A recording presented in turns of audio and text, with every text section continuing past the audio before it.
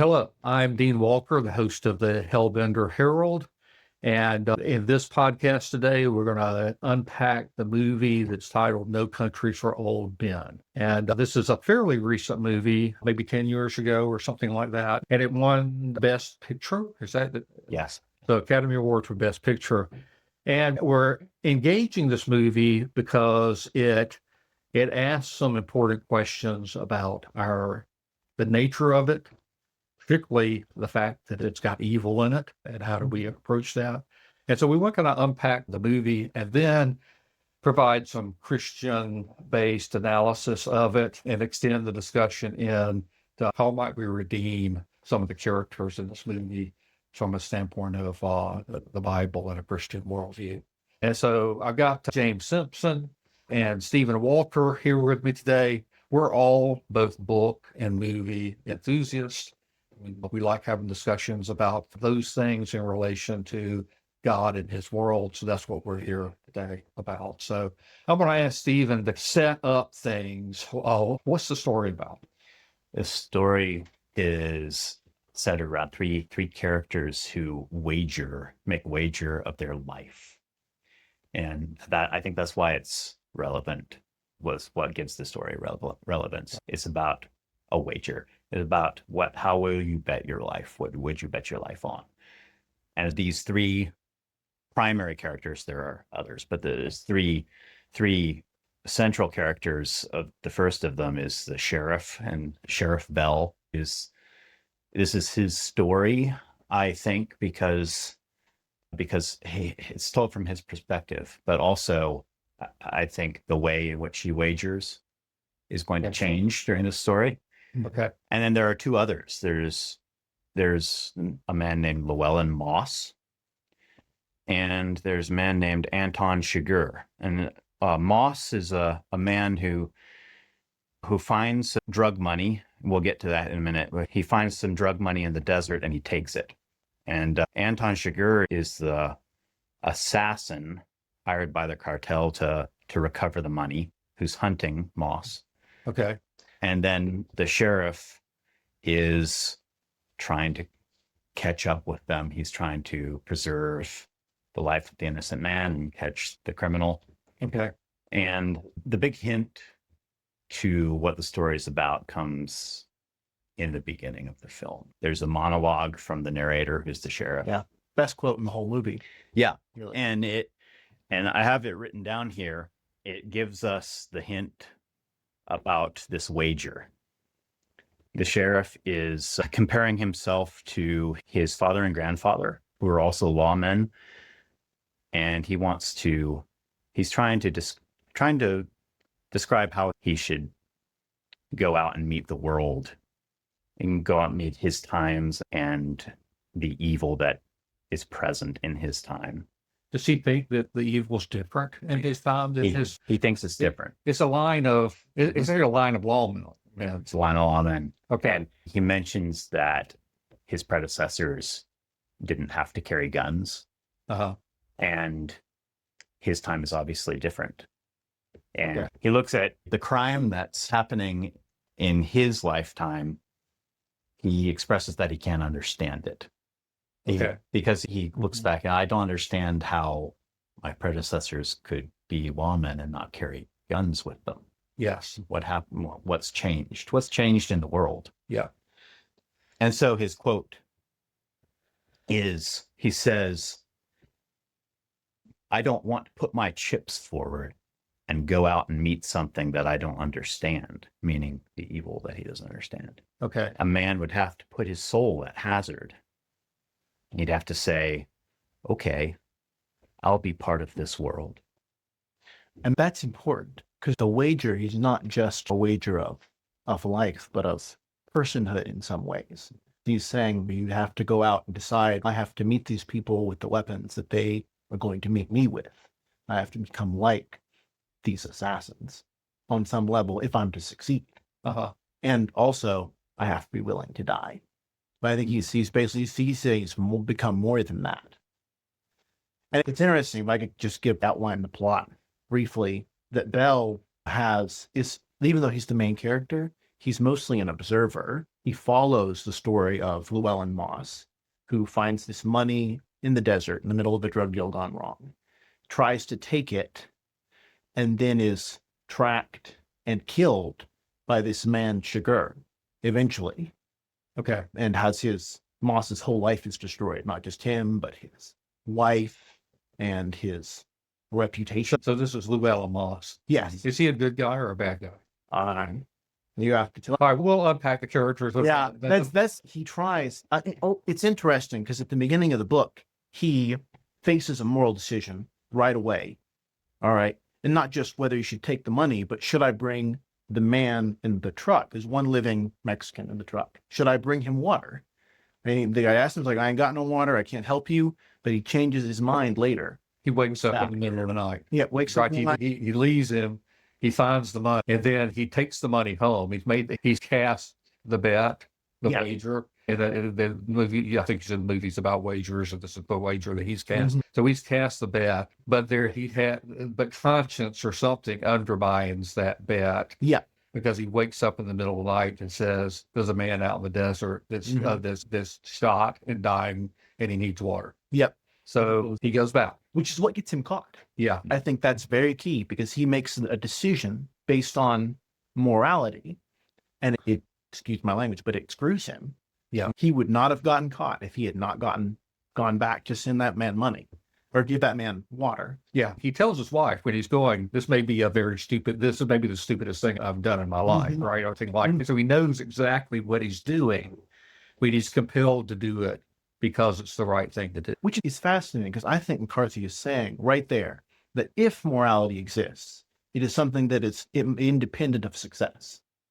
His success in the wager has no relation to his morality or to any morality. Yeah. And if you're going to make the wager and succeed, you can't be moral. Yeah. And maybe we'll get back to it later, but just because we're saying that Llewellyn did a moral thing here, we're not claiming he's an all good guy. Because in fact, the stealing the money might be, in a sense, his original sin or something like that. Yes. This is a story about his fall, really. Okay. It's a story about a fatal error that he made. Yeah. Yeah. Okay. So where are we at in the story? So he takes the money and then he goes back. How does he get caught when he goes back?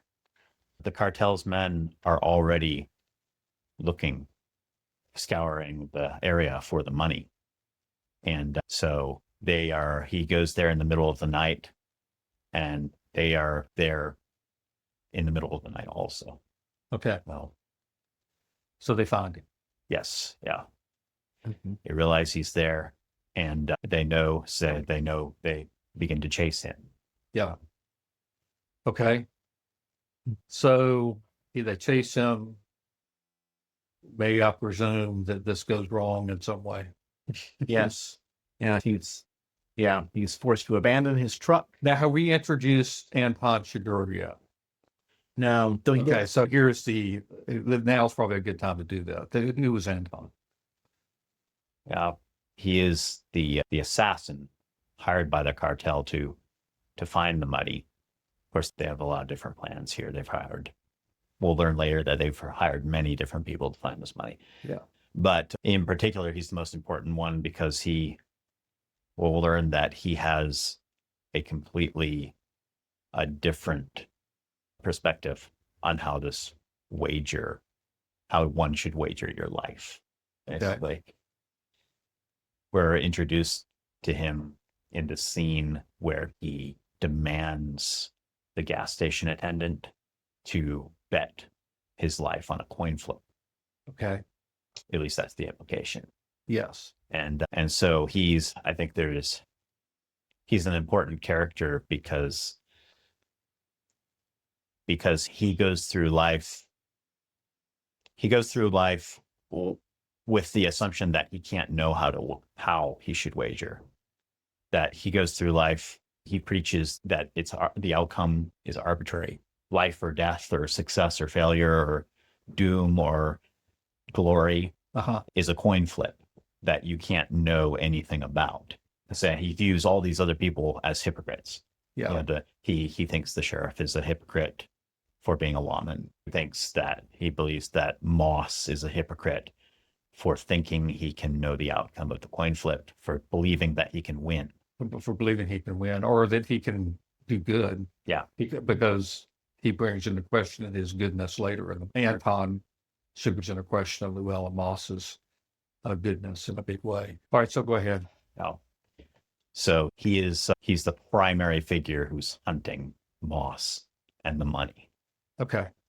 And he's very mysterious too. I think that's important to remember. His origins are confusing and unknown. It's never clearly stated where he's from or who he is or how exactly he's related. He's clearly been hired by someone to find the money, but it gets confused later as to who even actually hired him and how he was related to them. Yeah. So he is an extremely mysterious character. And in addition to being just mysterious in what we know about him, there's even just a repetitive imagery of him being hard to see, literally. Yes. That you never see him, or that you only see him in the reflection. Yeah. Or there's all these references to that. Yeah, composability and silence are clearly related to him. So we're going to come back. I do want to push the story forward a little bit. I do want to say, you mentioned this question of things being arbitrary. There's a suggestion in the movie that Anton himself is arbitrary as well. He's somebody that lives by rules, but they're completely arbitrary rules. Yeah, the rule he lives by is the rule of a coin flip. Yeah. He doesn't acknowledge any more meaning. Yeah. But on the other hand, he sees no problem with killing people, even innocent people, but he won't go back on his word. So he has a moral code that he's following, but it's not derived from anything and it's inconsistent. It's arbitrary. Right. He's living, he's making choices, but they're according to a coin flip. Yeah. All right, so push the story forward. Okay. Goodness, where were we? Llewellyn Moss has the money, he's on the run, and Anton Chigurh is after him. So he goes back to give this man water, gets caught, gets shot, loses his truck, and at this point he is visible to the people searching him. They have his plates, they know where he lives. Yeah. So he sends his wife away and he flees to another state to try and get away with money, and Chigurh tracks him systematically and methodically. Bell is always right behind them. The sheriff. Yeah, and the sheriff. And there's a lot of scenes in the movie where you think that Bell is about to die because you think he's there. Chigurh is there. He's about to walk in on this assassin, but he's never there. Yeah. They're one step behind. And eventually, there's a lot of stuff that happens. There's a series of scenes where Llewellyn is moving hotels in an attempt to evade Antoine, and it's almost like a door number 1, door number 2, door number 3 sort of game that they're playing, where he's like buying different rooms, trying to move this money through the air duct systems, and Antoine is there, the Mexicans are there. Yeah. And it ends in this huge shootout. Yeah. Where everything comes together. Antoine finds him and he shoots Antoine but doesn't kill him, and walks away from all of this severely wounded, ends up in a hospital. Yeah, Moss gets wounded in the process. Yes. Yeah, they're both wounded. He ends up, and there's so much in that I can't detail all of the events. There's so much. Enough said is that he's on the run, Anton's after him, and there's a gun battle. They both end up injured, and Moss escapes across the Mexican border. He hides the money, escapes across the Mexican border, and ends up in a hospital because of his wounds. And here, I think a dilemma or a potential wager is put. A very important one is forward by the story. As Moss is in the hospital bed, and another character comes into play here. He's an important character, but somewhat less than the 3 that we've been talking about. His name is Carson Wells. Carson Wells. And who is he? I guess he's the second guy. He confuses me, actually.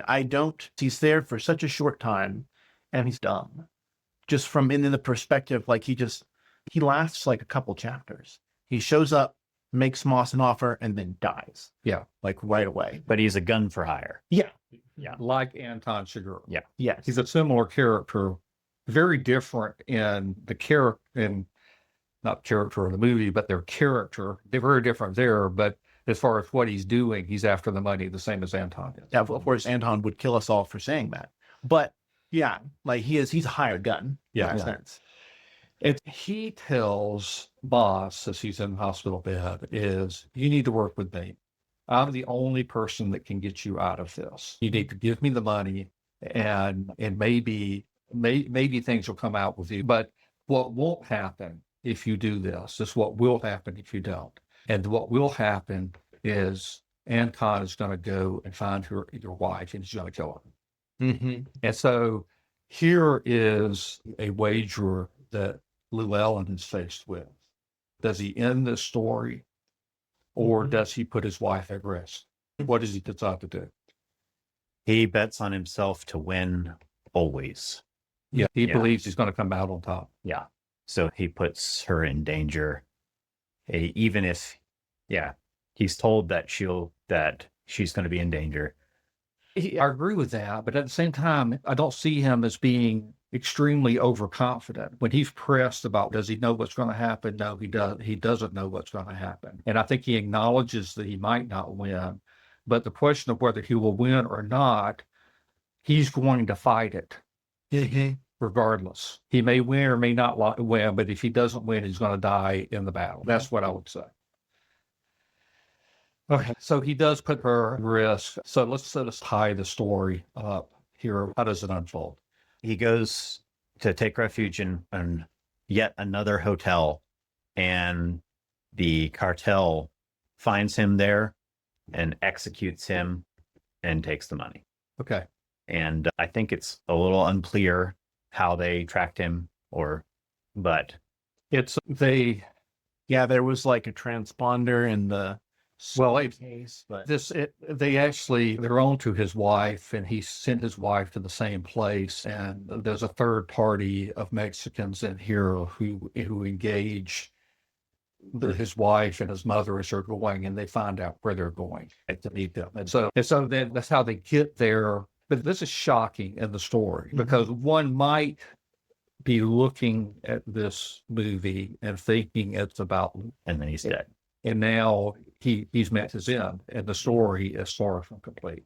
and in the movie it's unexpected, and I think, but the book is really unexpected. Like, it's a real showstopper. You do not realize that he is about to die, and it doesn't even happen. I thought Chigurh was going to kill him, but Chigurh never actually kills him. Yeah. He gets killed by a third party. Yes. Completely unrelated to their personal duel. Yeah, hired from the same people to locate the money, but it's a third party. Yeah.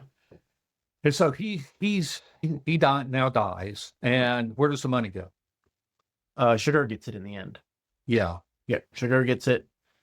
I can't remember what he does with it, but we've said something. Chigurh calls Llewellyn. Yeah. After he kills Carson Wells, tells him that if you don't give me the money, this is one of the things I don't understand. I will kill your wife, even if. Well, he's talking to Llewellyn now.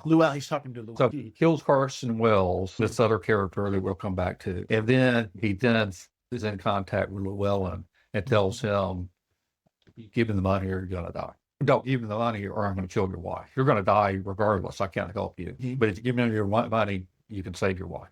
So that takes winning out of the equation for Llewellyn.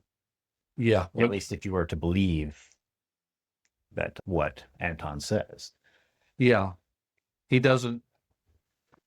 A good question of whether he believes it or not. It's almost like part of me wants to say he still thinks he's going to win. Yeah, I think probably. Or he still thinks it's possible that he's going to win. Yeah. I think the movie goes to some pains to try to convince you, the viewer, that if Moss had his eyes open, that he would understand that he can't win this. Yeah. But And I think there's like a theme of deepening ignorance in the movie. Like, it's just progressively revealed that he does not have the knowledge or the skill sets to handle these things. What he thinks he's hidden his wife, but she's not hidden. Everyone knows, like almost every single person hunting him finds out where she is immediately. Yeah.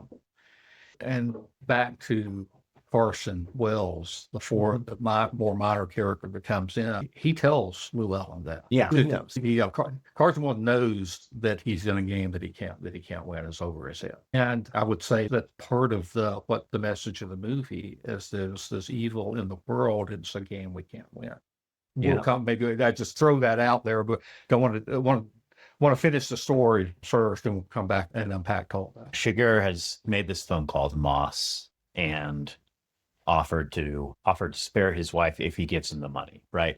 Yes. And he doesn't give him the money. The cartel finds him at the hotel. They shoot him. Yep. They take the money. Yep.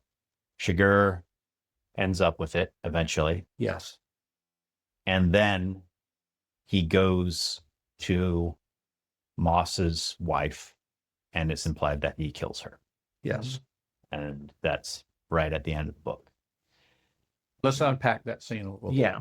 Because he's in the house, and she comes in, and she sees him. She knows who Rita, and she knows he's there to kill her. Essentially. And he offers a wager, right? And she initially refuses the wager and says, the coin's got nothing to do with it. It's you. You can choose to kill me or not. And he says, I gave my word. Here's the best I can do. Yeah, she challenges what he's doing. She says, there's no reason in this action. There's no reason to kill me. Yeah. And he essentially states that there doesn't have to be a reason other than the coin. And she challenges that. She tells him, what's the coin got to do with it? I'm not sure she uses the word arbitrary, but whatever she says communicates that's arbitrary. It's not you. It's not the coin that's choosing this. It's you. And then what does he say? He says, I got here the same way the coin did. I got here the same way the coin did. And it's fascinating the way I think that it is like the movie is saying in the end, yeah, Chigurh is arbitrary. He's in a sense as much a hypocrite as Llewellyn and all the others are. He's just successful. You know, he's just as I'm here. Yeah. The coin's here. I'm here. The coin got me the same way. I got here the same way. And now you have to face it. But I think it's basically bringing it all to the same level. Ultimately, none of their moral codes matter in the story. And Chigurh says this something to Carson, which I think relates to that. He accuses Carson of being inept, basically. He's talking to him, he's got this shotgun to his head. And what was the point of having this code if it didn't benefit you? Yeah. And all of Chigurh's principles, ultimately, I think, are just that. They're utilitarian. Yeah. It's utilitarian. Yeah. But it's worth saying that Carson actually absolutely believes he's going to win. Yeah. There's a scene previously in the movie about his success. He's always won before. Yeah. So if we want to talk in terms of wager, maybe he's always wagered before, but he's always won. So he is going to win. And it comes as quite a surprise in the movie that he doesn't come out with the upper hand. It seems like he represents a character who perhaps doesn't know he's been flipping a coin because he's always had the same result every time. Yeah. I want to extend on that later, but I think that's going in the right direction. Yeah. Okay. So he kills Llewellyn's wife. Yes. And then there's a scene which I think demonstrates that he's also subject to the same rule. He's always ridiculed the rules which everyone else follow because they find no benefit to themselves in following them. And he acknowledges himself to be under a rule, but it's not some hypocritical rule that he thinks that he can get benefit of. It's the coin flip because he thinks that's the only authentic rule, I think. Okay. The only true rule. So he's then subject. He leaves the house, and there's a scene that shows him to be subject to this rule also. He's in the car. He drives through a green light. He drives through a stoplight. Which is also a coin toss, the red light, green light. It's a circle. Yeah. It can be red or it can be green. Yeah. He looks and sees that it's green. He drives through. He gets T-boned by a car running a red light. Yeah. So he couldn't, this was a coin flip. He lost. Yeah. He got hit. He wagered his life that there would be no car. Yeah. And perhaps Okay. Yeah. So that's basically the last we see of him. He doesn't die, and No. but he's critically injured, and we leave him there. Yeah. Is that the end? There's one more big scene, I think. Yeah, we return to the sheriff, and Sheriff Bell has a dream. And He quits first. yep, he's retired. He quits the office, and then he relates a dream that he had to his wife. Okay. And in the dream, he sees a vision of his father carrying a torch ahead into the darkness. And I think how we may interpret this story depends on the interpretation of the dream. Okay. Go ahead. The sheriff has been following a rule, just like anyone else. He's been avoiding making a wager. His opening monologue suggests that he's hesitant to make a wager of his life because he doesn't understand the world or the terms of the gamble that he's making. He doesn't know what he's risking or why. And somewhere in the movie, I think he realizes that he's being forced to wager his life on an unknowable wager, regardless, and he can't avoid it. Yep. And he seems to come to a point where he questions whether he can know what the right thing to do is, know how to enforce the law, if he never figures out what he should wager his life on, what's the basis for it. Yeah. But he feels that he's forced to wager without knowing. And this causes him to give up on being sheriff. So there's a scene where he actually might have engaged. He actually makes a decision where he thinks Chigurh might be behind the door. He returns to Llewellyn murder. Yeah. Scene. And he thinks Chigurh might be behind the door. And I want to say he ventures a wager there and then decides never to do it again. Something like that. Yeah. He opens the door, not knowing whether death lies behind it. Okay. He escapes. There is no death behind the door. Okay. But then he quits.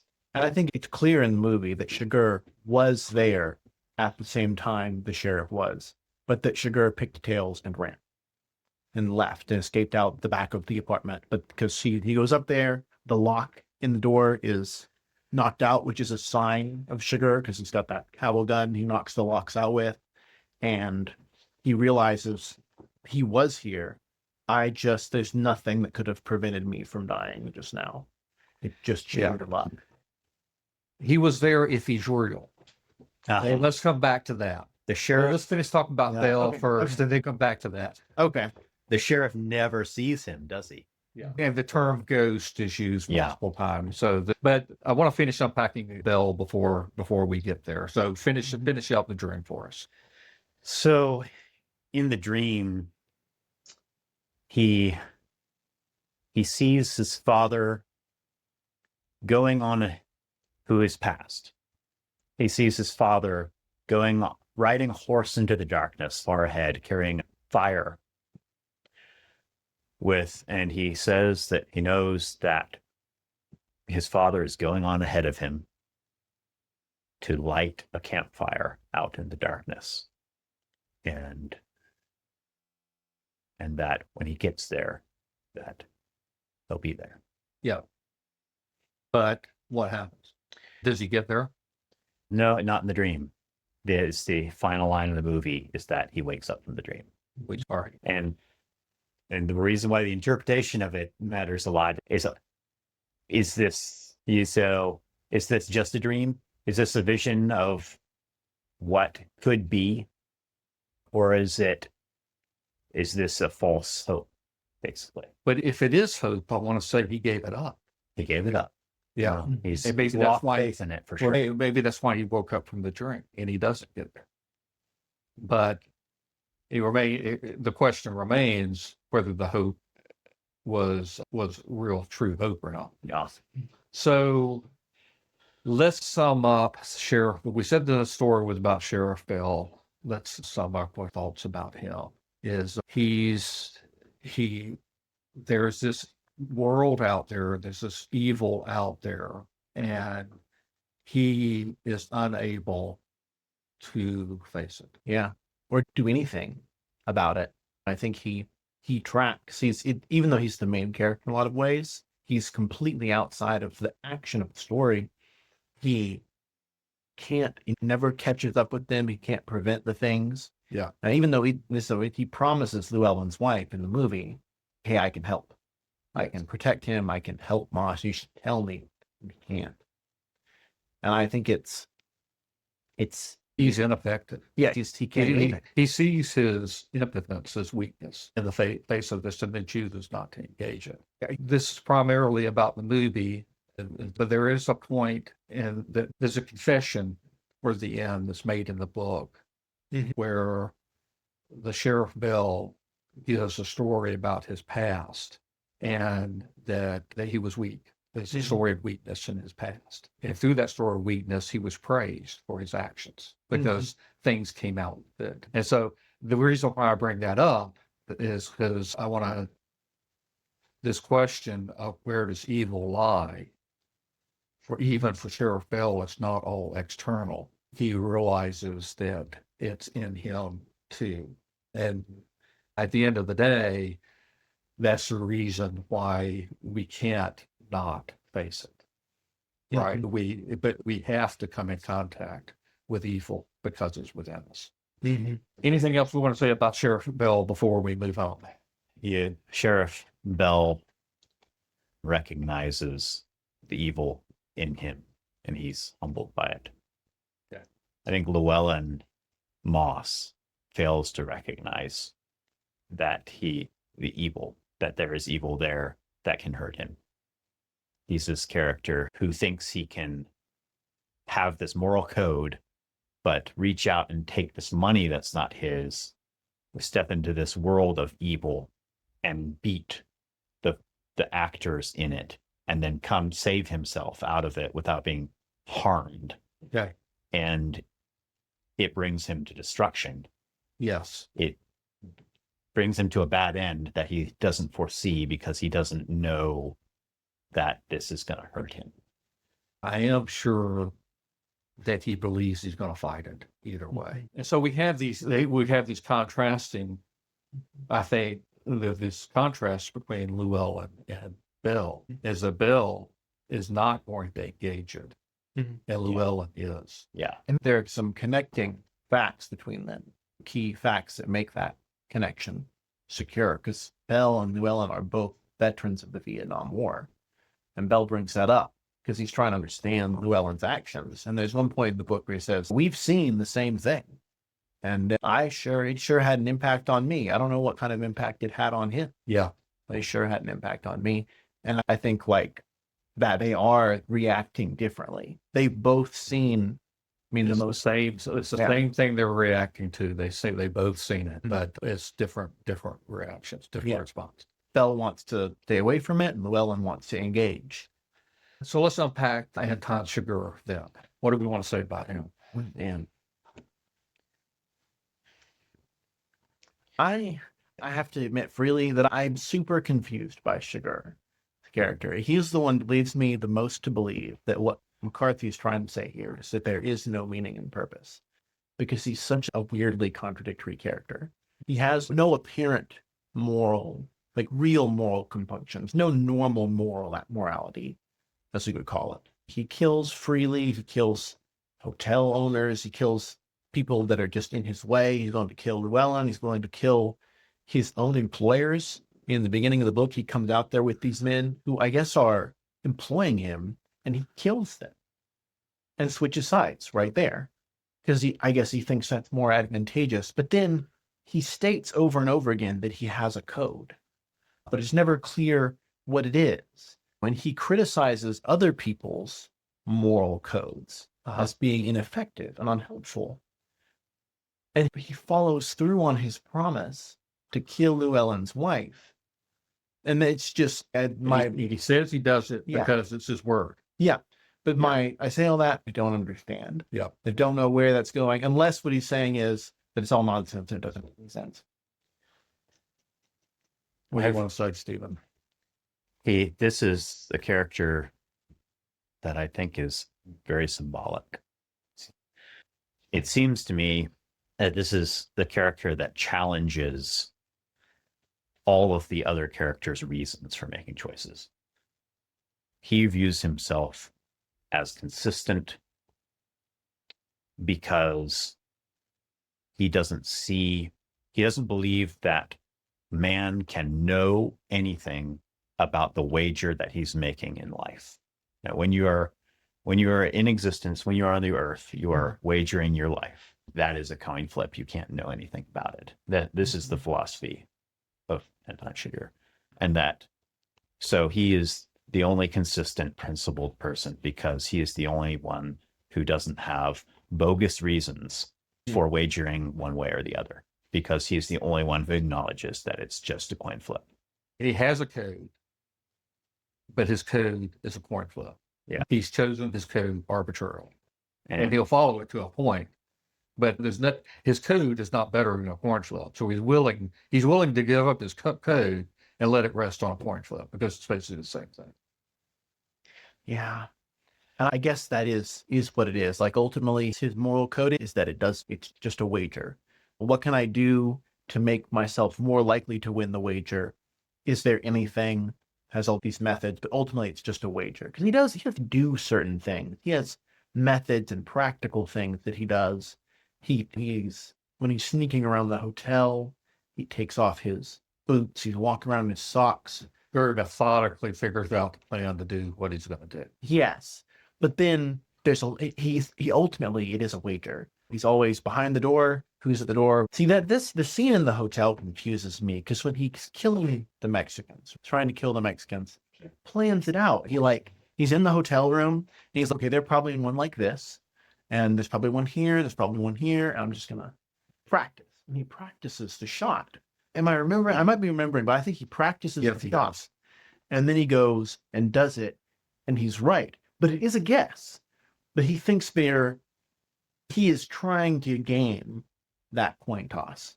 So what do y'all think that means? I see him being able to predict others and others not being able to predict him. He believes he knows what others will do because he understands their reasons for doing it.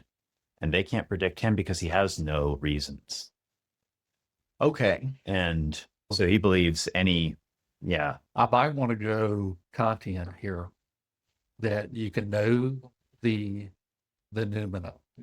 Get confused, right? The phenomenon. You can't know the noumena.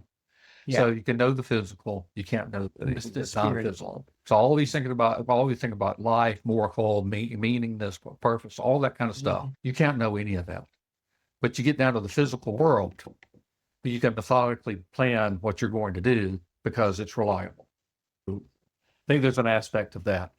But at the end of the day, I want to say, I could take a couple perspectives. I could say that Anton represents evil. I think that's where I want to go. Mike could go, he represents the world. Yeah, I agree with you about evil, at least in the sense that he represents someone who has no stock in good. Okay. Maybe. Is that close to how you want to say it, Philip or Stephen, or do you want to say it another way? My best interpretation of the author's intent is that he's at least only ascribing meaning to our own personal, now, that if there is any meaning, it is just in the individual choices that we make in the moment. And it only applies to us. So an existential view that there's no greater overarching being. Yeah. I think I've done minimal research on Cormac McCarthy. There's a lot of questions. Acknowledge that even this book is vague. Yeah. That's just my best. But yeah, it does seem that he wants to go in that direction to me. In relation, there's one before you move on from Antoine. There is one thing I thought of just now. he can predict the actions of certain people in the movie. He gets the Mexicans, right? He knows what they're going to do. He gets Carson really badly. Like, he knows exactly. I think that the way he gets him is intentionally humiliating. I know exactly what this fool is going to do. And then he gets Moss. Him and Moss are almost matched in some weird way. They shoot each other. They both get wounded in that scene, and then he never kills him, but he kills his wife. Yeah. But he doesn't get the sheriff, right? If we assume that he is in that room, that's the only time in the whole movie that Chigurh runs and picks the other option, basically, and doesn't kick down the door. Because he doesn't know what Sheriff Bell is going to do. Yeah. Any more than Sheriff Bell knows what he's going to do. Yeah, and I don't know what the movie is doing there. They definitely depict him behind the door, but I don't know whether they're depicting the thought of him being behind the door or the actuality of him being behind the door. Or even if those two shots are concurrent in the same time. Yeah, whether exactly. It was 10 minutes earlier. Exactly. Or a different hotel room 2 doors down, or who knows? But I want to say that the way that he wins with respect to Sheriff Bell is that Sheriff Bell quits. Yeah. In the end, he gives up.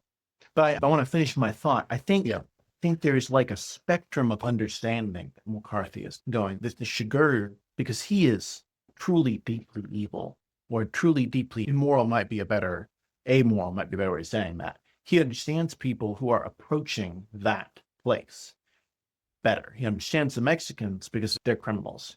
They're full on, they're doing things that are wrong. He understands them. He understands how they think. He understands Moss. He can begin to understand Moss. He understands Carson because Carson's doing the same thing as he is, committing crimes. Yeah. But just hasn't gotten to that place yet. He's not far enough because Chigurh is more consistent. He can understand all of them, but he can't understand Sheriff Bell because Sheriff Bell is a good man. Is actually good. He's on the other side of the spectrum. And so when he's faced with that, he doesn't know. He can't predict anything about that coin toss because their realities are so far apart. Yeah, and I want to say, unfortunately, at face value on the book, there is no good character. Yeah. Except maybe the lady who runs the trailer park where Moss lives. Because she stands up to him, he's shocked by it, and it just lets her be. If there's one character who Anton Chigurh doesn't understand, it's that lady. Right, because he literally like 3 times, like, There's no reason. Where is it? She's like, I can't tell you that. Just a robotic following of good morality, and he can't understand it at all. Yeah. And he can't do anything. He's just like, who is this lady? And Okay. Right or wrongly, I want to say that we have 2 pictures, that we have 2 options put before us on how we can engage a fallen world. One of them is avoidance, denial, avoidance. I'll come back to that later. But the other is engagement on our own power. And I want to say that they both fail. The first one's represented, I think, by Sheriff Bell. The other one's represented by Llewellyn Moss.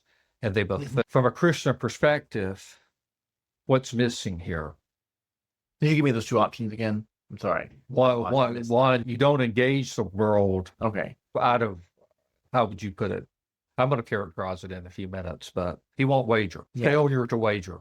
Don't risk it because I don't know, can't foresee, something like that. We don't have a choice but to engage the evil that's in the world. Mm-hmm. Ultimately, I will say that we can't extract ourselves from the world. That's one thing, but the bigger thing is that it's in us. Okay, therefore we can't get away from it. We're not left that option. He tries to take that option, and he can't. Okay? The other one is, I'm going to beat it on my own power, and that fails too. Yeah, that's Llewellyn Moss. That fails.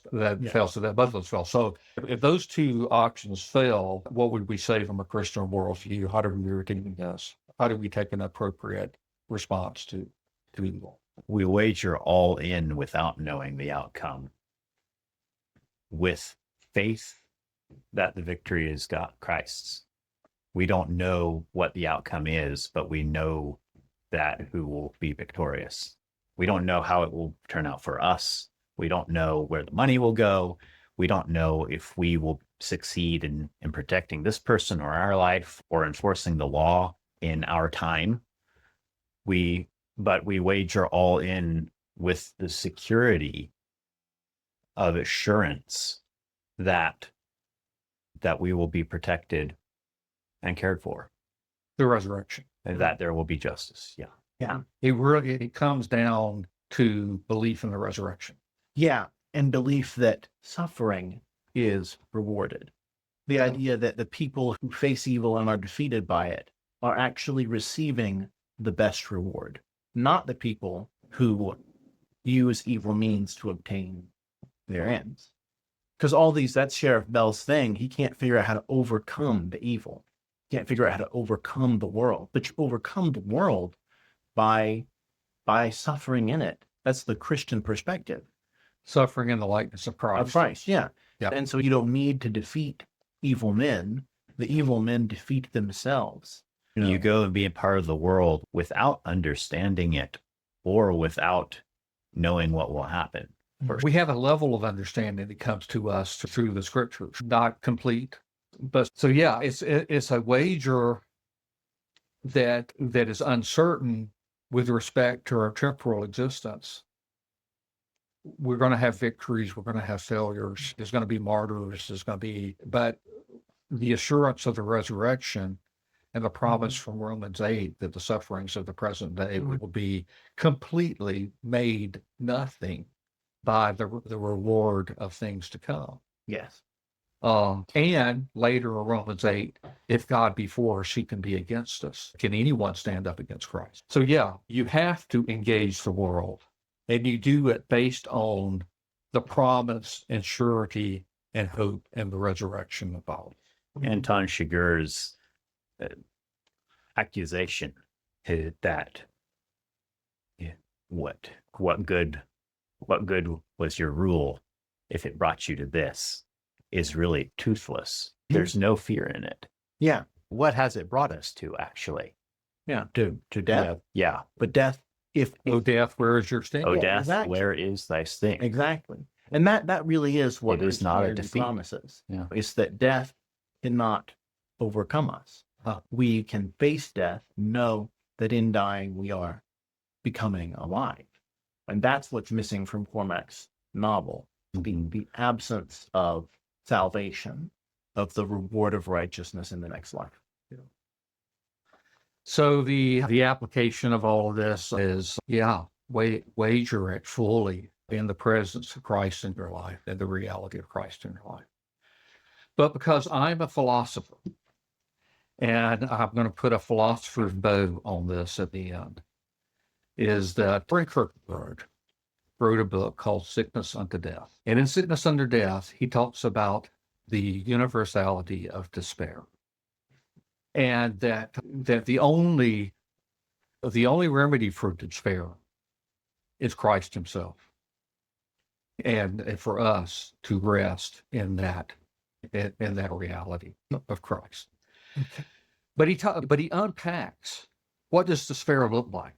And he says there's two categories of despair. One category of despair is being in despair and not knowing you're in despair. And that's a simple category. I'll come back to that one. Was that Carson Wells? Yes. Okay. I didn't want you to catch that. But we'll come back to that.